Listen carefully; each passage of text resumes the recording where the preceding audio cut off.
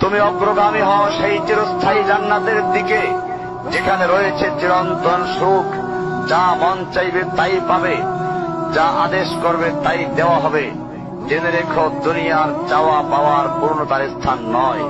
দুনিয়ার চাওয়া পাওয়ার পূর্ণতার স্থান নয়। দুনিয়ার চাওয়া পাওয়ার পূর্ণতার স্থান নয়। জান্নাতি হচ্ছে এমন জায়গা যা তোমার সব আকাঙ্ক্ষাকে পূর্ণ করে দেওয়া হবে।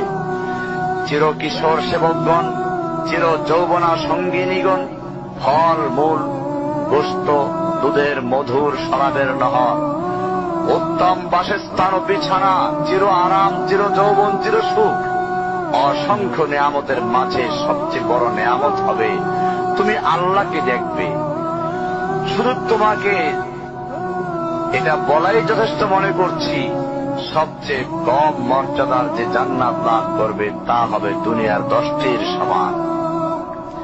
সুতরাং হে মুসলিম, হে ভাই, আল্লাহ তোমার প্রতি রহম করুন।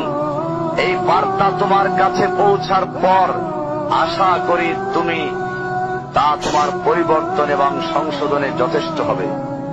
গতানুগতিক চিঠি হিসেবে নিও না আমার এই পত্রকে, ফেলে দিও না। এটা ফেলে দেওয়ার নয়, আল্লাহর জন্য বলছি। এর দ্বারা নিজেদেরকে সংশোধনের চেষ্টা করো।